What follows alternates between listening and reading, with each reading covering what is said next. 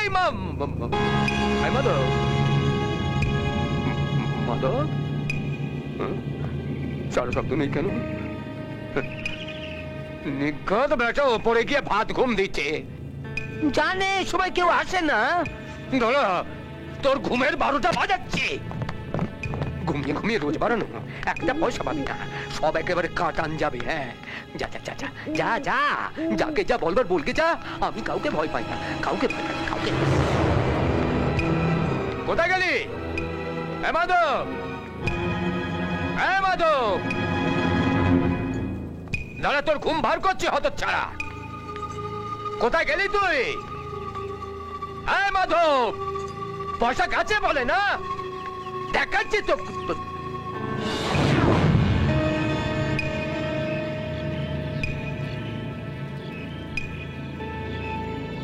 মাধব,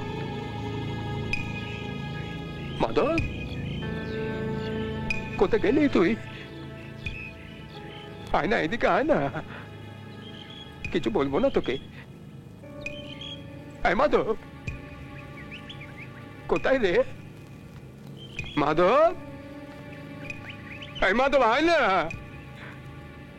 মাধব, মালিক,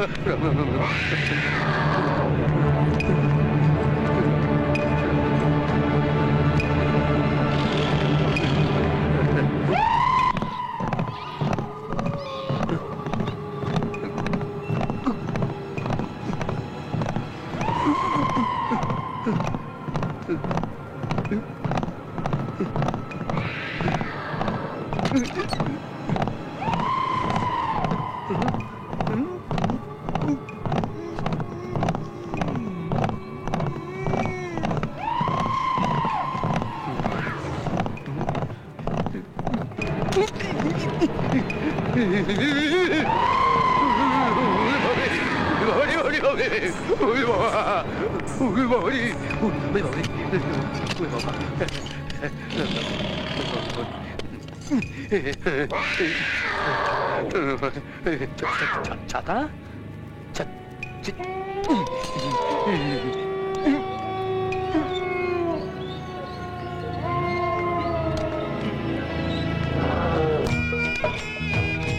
বাসর ঘরে মেরেছি তালা, বর কনে ঢুকবে কি করে? কাকু বাবাকে দেখেছো গো? বরের কাঁধে মাথা রেখে দাঁড়িয়ে থাকো ঘুমো ঘরে। ধ্যাৎ বাবা, বলো না দেখেছো নাকি? তোর বাবার জন্য আমরাও তো হাপির টেস্ট করছি। মানিক আজ কোথায় গেছে কে জানে। আচ্ছা বাবা এলি বলো ঘনা মামাকে বাড়িতে পাঠিয়ে দিতে। কুঁতে বালতি পড়ে গেছে, ওটাকে তুলতে হবে, বুঝেছো? আমি চললাম। আচ্ছা আচ্ছা তুই যা। বাসর ঘরে মেরেছি তালা, বর কনে ঢুকবে কি করে? চল না রে বাবা। বাসর ঘরে মেরেছি তালা। যতই মারো তালা বাচ্চা, টেকে আমার চাবির গোচ্চা। এবার দাও জবাব। এতক্ষণ একের পর এক ঢিল ছুড়ছিলে, এবার পড়েছে পাটকেল।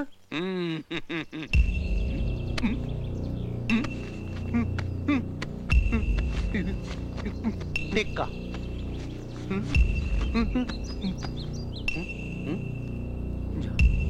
চাবিটা কোথায় গেল?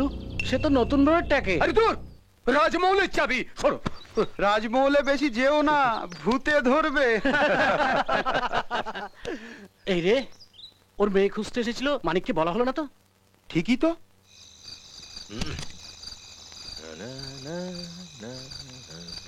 এই ঘনা, মানিকের মেয়ে তোকে খুঁজতে এসেছিল, ওদের কুয়োয় বালতি পড়ে গেছে। ঠিক আছে, আমি যাচ্ছি। হ্যাঁ।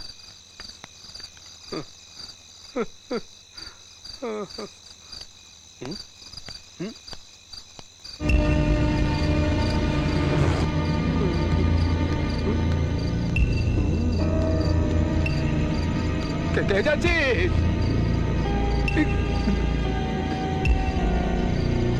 কে রে? আমি ঘনা। এই যে হ্যাঁ। এতক্ষণে আসার সময় হলো। তা কি করব? হুম? এই তো সবে খবর পেল। হুম। তা তুমি এখানে বসে কি করছো? তোমার মুখখানা চাঁদের সঙ্গে মিলিয়ে দেখছিল। ও। অত ছাড়া চলো। চলো চলো। তা তুমি নিজেও তো একবার চেষ্টা করে দেখতে পারতে। চেষ্টা করতেই তো যাচ্ছিলুম, হ্যাঁ। বারণ করে দিল। ডুবুরিকে খবর দিলে ভালো হতো। হ্যাঁ, ডুবুরি ডুবুরি এলো কোত্থেকে? এসব বালতি টালতি তোলার কাজ ওরাই ভালো করতে পারে। হ্যাঁ, বালতি? আবার বালতি এলো কোত্থেকে? কেন? তোমাদের বালতিটা তো পাত করে পড়ে গেছে, রিনা তো তাই বললো। তুই তাহলে আমার জন্য আসিস নি? বালতি তুলতে বেরিয়েছিস? হ্যাঁ। এই সন্ধ্যেবেলা কেউ পাতকুয়ে নামে? হুম? মরবি মরবি। চল রাজমহলে চল, চাবিটা ফেলে এসেছি, চল। এই সন্ধ্যেবেলা ওখানে যাবো? ভয় পাচ্ছিস? হুম। পাগল ছেলে, আমি আছি না। কিন্তু বালতিটা? বালতি হ্যাঁ। ও তো পাতকুয়ে পড়ে আছে, কে আর নিচ্ছে? চলে পড়েছে। ঘনা, হ্যাঁ, আজ কি বার রে? শনিবার। ওই জন্য কিরকম শীত শীত করছে। শীত করছে না, গাটা চমচম করছে। চুপ কর তো, গা ছমছম করছে। চুপ করে দাঁড়া এখানে। ঠিক আছে।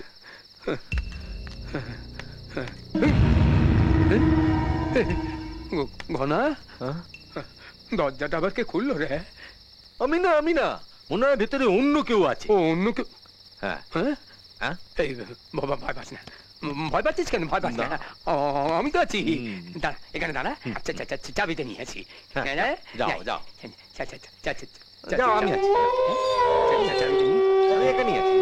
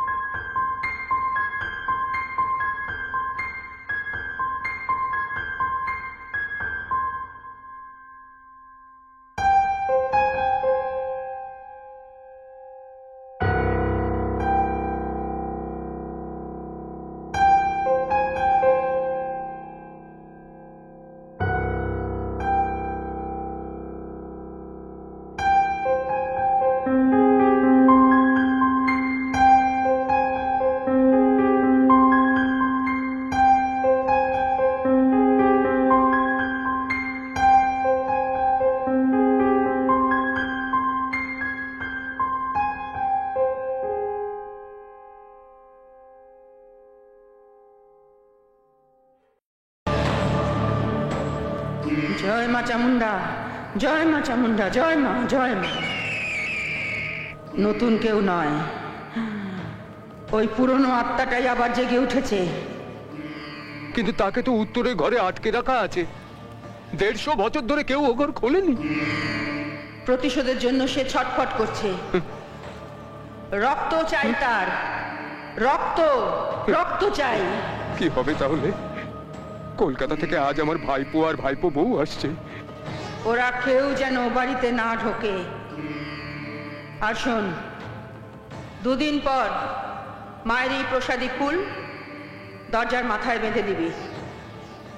আর 2 দিন কারো সঙ্গে কথা বলবি না, মনে থাকে যেন।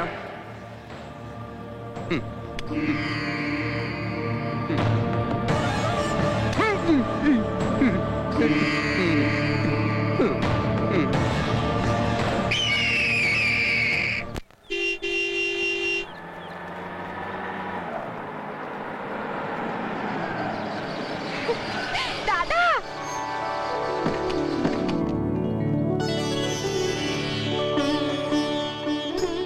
সুমিত এসেছে। এসো এসো। মানিক বলেছে আমায় যে তোমরা এখানে আসছো, কিন্তু এত সকাল সকাল আসবে ভাবিনি। সকালে কোথায়? আমরা তো কাল রাত্রে এসেছি। ও, তা ছিলে কোথায়? রাজমহলে।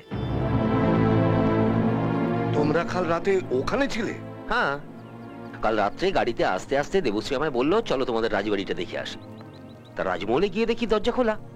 ভাবলাম মানিক কাকা বোধহয় ভেতরে আছে। ভেতরে গিয়ে দেখি কেউ নেই। তখন দেবশ্রী আমায় বললো এত রাত্রে কাউকে ডাকাডাকি করার দরকার নেই, খাবার দাবার তো সঙ্গেই আছে, খাওয়া দাওয়া করে আজকে রাতটা এখানে কাটিয়ে কাল সকালে সবাইকে গিয়ে সারপ্রাইজ দেবো। ও শ্রী, এদিকে এসো। ইনি হচ্ছেন আমার পিসে মশাই, আর ইনি হচ্ছেন গীতা কাকিমা, মানে মানিক কাকার স্ত্রী। আর ও হচ্ছে তোমাদের বৌমা দেবশ্রী। কি শ্রী, কিরম লাগছে? সব ঠিকঠাক? সেই বিয়ের পর থেকে শুনে আসছি আসবি আসবি, একদিন পর বুঝি আমাদের কথা মনে পড়লো। ও মা, দেখি কেমন আছে? কি সুন্দর বউ হয়েছে। কেমন আছে বৌমা? ভালো। ও শ্রী, অভি এদিকে আয়। এ হচ্ছে অভিজিৎ, পিসে মশাইয়ের ছেলে, বিয়ে পড়ছে। কিরে, ঠিক বললাম তো? এই থাক থাক, প্রণাম করতে হবে না, আমি এমনি তোমায় আশীর্বাদ করছি। তুমি অনেক বড় হও, তোমার দাদার মতো। আচ্ছা কাকিমা, কি ব্যাপার কি বলতো? মানিক কাকা কোথায়? ও বাড়িতেও দেখতে পেলাম না। গনাকে জিজ্ঞেস করলাম, ও যে কি সব বললো কিছুই বুঝতে পারলাম না।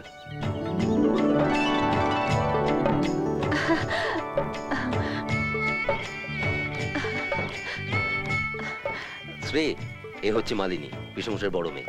Hello hello. সুমিতা, হুম? মামা আমি আসেননি? আরে মায়ের তো আসার ইচ্ছে ছিল, তা হঠাৎ দিদি এসে মাকে জোর করে নিয়ে দিল্লি চলে গেল। ও আচ্ছা, এসো তোমরা ভেতরে এসো। চলো হুম, এসো চলো। চলো। চলো দাদা। সুমিত, হুম? মানিকের মুখে শুনেছি যে তোমরা এখানে 1 মাস থাকবে। তা এতদিন যখন এখানে থাকতে এসেছো, আমি বলি কি রাজমহলে থাকার দরকার নেই। আমার এখানে কয়েকটা ঘর খালিই পড়ে রয়েছে, তা যে কোনো একটাতে থাকতে পারো।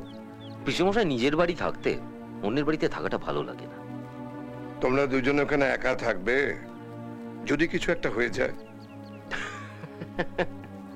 পিসমশাই, আপনি আবার সেই অশরীরী আত্মার গল্প বলবেন তো? গল্প নয় সুমিত, সত্যি। পিসমশাই, আপনি এখনো পুরনো আমলে পড়ে রয়েছেন। আজকালকার দিনের মানুষেরা এই সমস্ত ভূত প্রেত কিছু বিশ্বাস করে না। আচ্ছা ঠিক আছে ঠিক আছে, দেখুন আপনি আমায় বারণ করেছেন, কিন্তু আমি শুনিনি। এখন যদি কিছু একটা হয়ে যায় তাহলে সব দায় আমার, আপনার নয়। আসলে আমি দেবশ্রীর ইচ্ছা পূরণ করতে এসেছি। ও রাজমহলেই থাকতে চায়। মা মা, এই ধন না চেপে ধরেছি তো।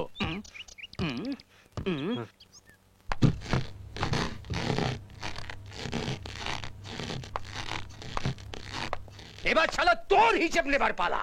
ভূত তোমার ঘাট থেকে নেমে গেছে? আমার ঘাট থেকে তো নেমেছে, এবার তোর ছাতা, এই যে ছাতা, এই যে, এবার তোর ঘরে চাপবে। আমি কি করলাম? আমি কি করলাম? শালা দুদিন ধরে অনেক জ্বালিয়েছো, এবার তোমাকে ছাতিয়ে ছাতারে পাটি করবো।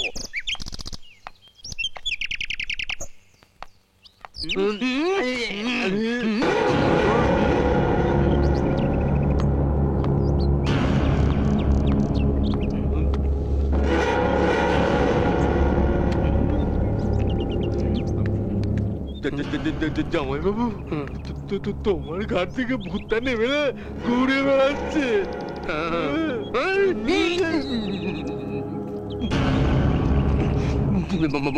মতাছি, আমি তো আছি।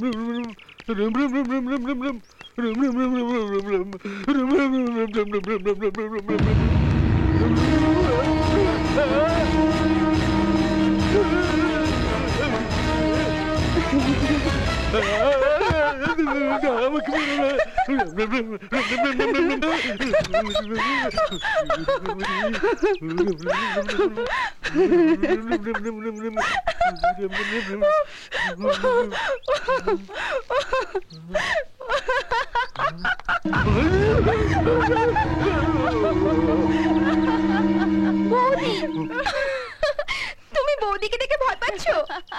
বৌদি? বৌদি সুমিতার স্ত্রী।